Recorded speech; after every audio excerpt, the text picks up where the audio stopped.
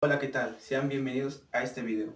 Mi nombre es Miguel Arcángel Gorostiza Vázquez. Soy docente en formación de la licenciatura en Enseñanza y Aprendizaje en Telesecundaria en el Benemérito Instituto Normal del Estado General Juan Crisóstomo Bonilla.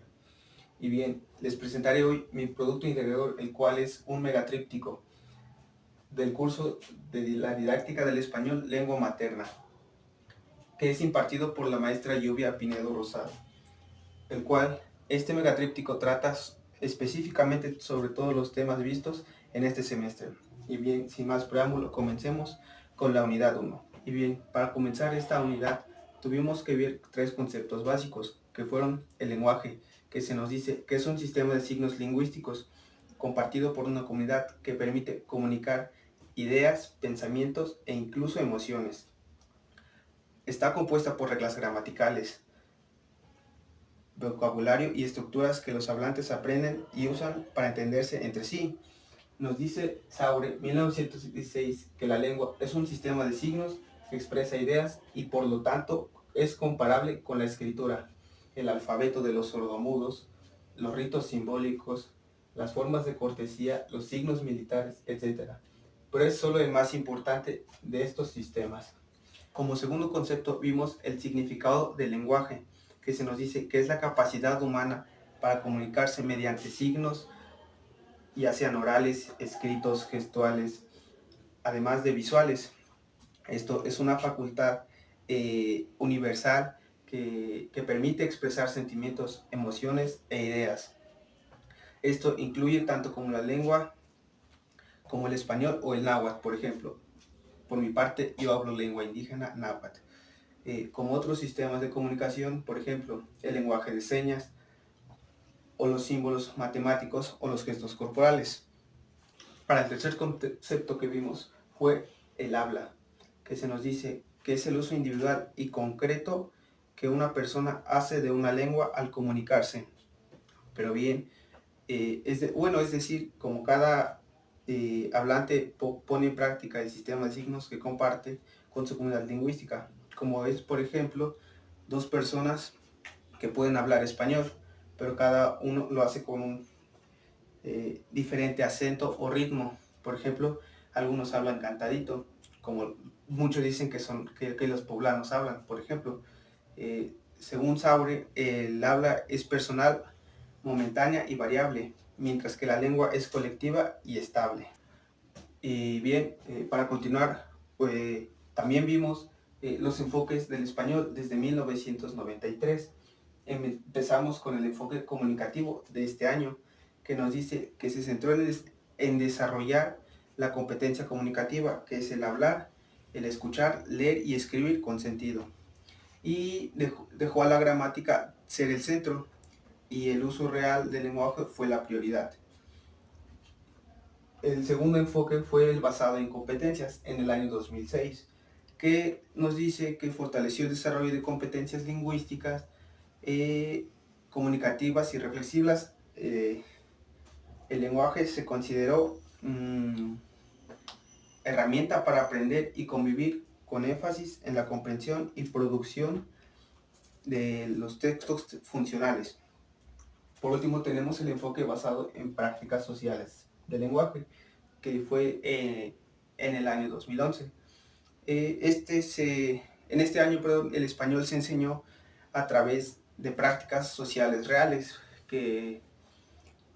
como leer noticias o escribir cartas, por ejemplo.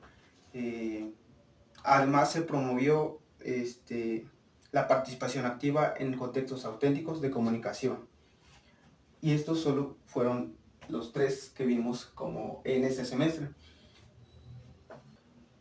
Y bien, para continuar con la primera unidad o los temas que vimos en esta unidad, tenemos las funciones comunicativas. Empezamos con la función referencial, que esta se enfoca en el mensaje para informar algún hecho real que sucedió. Como se dice, se enfoca en el mensaje. Puede ser un ejemplo de hoy está lloviendo, como es el caso, que estás avisando o informando de un hecho real. Como segundo tenemos la función emotiva, que esta es, como su nombre dice, es expresar alguna emoción. Se enfoca más en el emisor al momento de querer expresar algo, pues puesto que dice, o bueno, un ejemplo puede ser el, el decirle a alguna persona que no has visto, no sé, qué alegría verte, expresarle tus sentimientos. La función fática, esta sirve para verificar o mantener el canal de comunicación, y como se dice aquí, se enfoca en el canal. Como cuarto tenemos la conativa, que busca influir en el receptor para que haga algo. Se enfoca en el sedentarismo, que un ejemplo de esto es como la publicidad que luego se dan sobre algunos productos comerciales que pues, te incitan a comprar eso.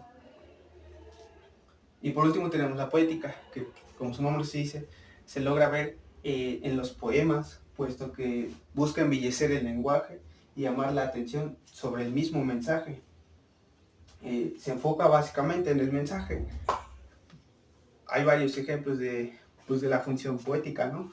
Pues hay muchos autores que son poetas, son claros ejemplos de una función poética. Bien, en esta unidad también vimos al autor de Carlos Lomas. Específicamente revisamos su obra titulada El poder de las palabras, que Carlos nos destaca que el lenguaje no solo sirve para comunicarnos, sino que también construye la realidad y expresa poder, y refleja nuestras formas de pensar, sentir y relacionarnos. Así, las palabras no son inocentes, puesto que pueden incluir e excluir también, o incluso herir y transformar. Según Carlos Lomas, las palabras no solo son instrumentos para decir al mundo, sino también para transformarlo. Así pasamos con el video de Daniel Cassani, consultado en aula. El video se titula Enseñar provocando, estrategias de escritura y lectura crítica, el cual en este video Cassani nos propone que la enseñanza de la lectura y la escritura debe provocar pensamiento crítico, y así invitar al lector a cuestionarse sobre lo que está leyendo, e incluso a escribir con sentido desde la experiencia. Así también vimos el video de Herrera, publicado en el año 2021, el desarrollo del lenguaje desde el enfoque sociocultural. En este video nos dicen que el lenguaje se construye a partir de la interacción, y el adulto actúa como mediador que apoya y orienta al aprendizaje del niño. Y para culminar con la unidad 1, tuvimos que ver el enfoque comunicativo de la enseñanza de la lengua, el cual nos dice que la enseñanza de la lengua debe centrarse en el uso del lenguaje en contextos reales, trabajando con textos completos y no solo oraciones. Comenzamos la unidad 2 con el tema de los diagnósticos. Se mencionó lo importante que es, puesto que ayuda al docente a conocer mejor su grupo en cuanto a sus debilidades y fortalezas que tienen en un campo en específico. En este curso pues, nos enfocamos al español. Hicimos un diagnóstico para evaluar las 4 habilidades sociolingüísticas: escuchar, hablar, leer y escribir. Y pues básicamente para conocer el nivel lingüístico de nuestros alumnos. Y en base a los diagnósticos se comentaron o se comentó en clase que es bastante importante para el docente, como bien ya mencioné, puesto que nos ayuda a diseñar estrategias para así erradicar o tratar el problema que se tiene con los alumnos. Dentro de las estrategias que vimos, vimos 3 estrategias de lectura y 3 de escritura. En cuanto a las de lectura, se vieron la lectura en voz alta, la lectura activa y de apuntes subrayados, que pues, en cualquier momento que al alumno se le olvida algo, pues si lo subrayó, lo puede consultar fácilmente, ¿no? Y en cuanto a las estrategias de escritura, tenemos la colaborativa, la escritura con propósito y la de revisión y edición, que se basa en el error más que nada, puesto que, como mencionan algunos autores, eh, el error ayuda a que el alumno aprenda mucho mejor, para así, pues, en base al error, aprender, para así ya no volver a cometer ese pequeño error y poder mejorar en su escritura y o lectura. Para continuar con esta unidad vimos la interculturalidad y el tejido de aprendizajes, o sea, la red de 4 puntos que es la red de aprendizajes, interaprendizajes, reaprendizajes y desaprendizajes, que el primero nos dice que el aprendizaje es el proceso mediante el cual una persona incorpora conocimientos y habilidades.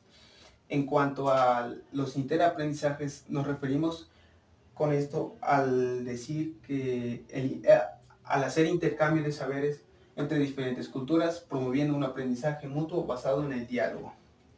Pasamos con los reaprendizajes, que estos consisten en actualizar o reinterpretar conocimientos previos a la luz de nuevas experiencias.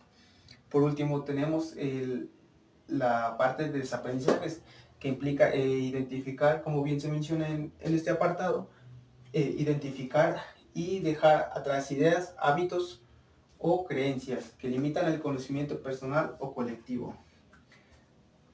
Como siguiente punto, en esta unidad vimos un artículo proporcionado por la docente, el cual el que me correspondió fue el de la inclusión de estudiantes indígenas y sus resultados escolares.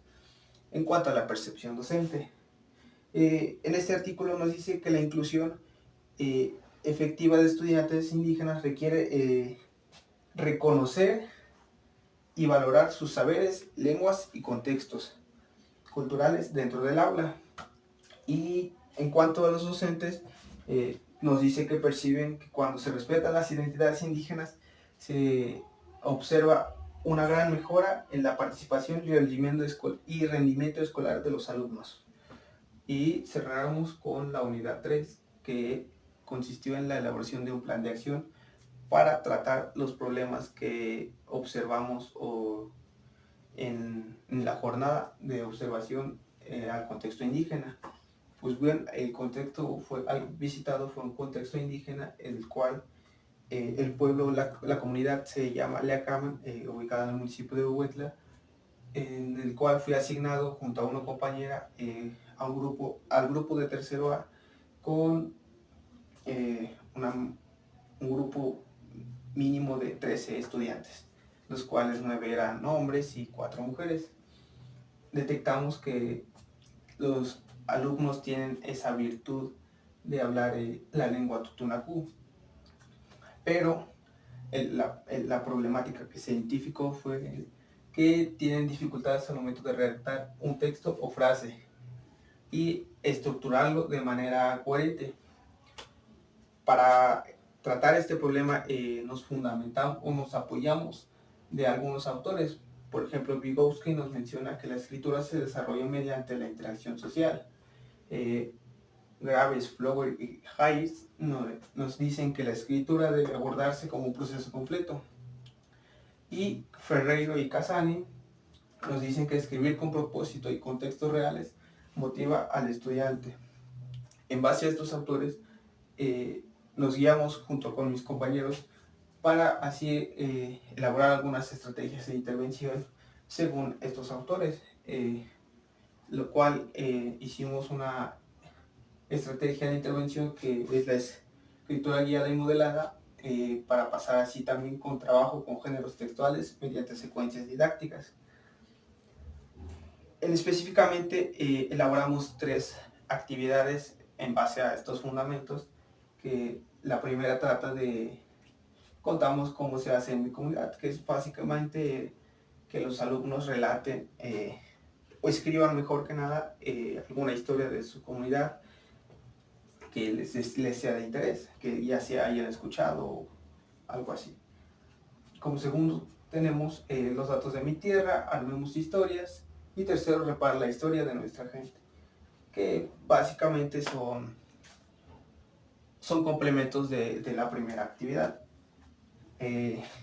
Para el último o penúltimo punto que tuvimos, era el impacto que esperamos en la práctica docente, puesto que el proyecto impulsa una formación docente centrada en el proceso de aprendizaje con acompañamiento personalizado y estrategias reflexivas.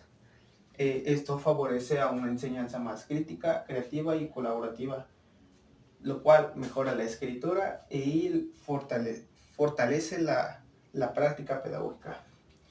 Y bien, como conclusión tuvimos en este proyecto que es necesario replantear la enseñanza de la escritura con estrategias basadas en procesos y contextos reales, para que éstas mejoren la expresión escrita, promuevan la reflexión docente y generen un aprendizaje significativo y colaborativo.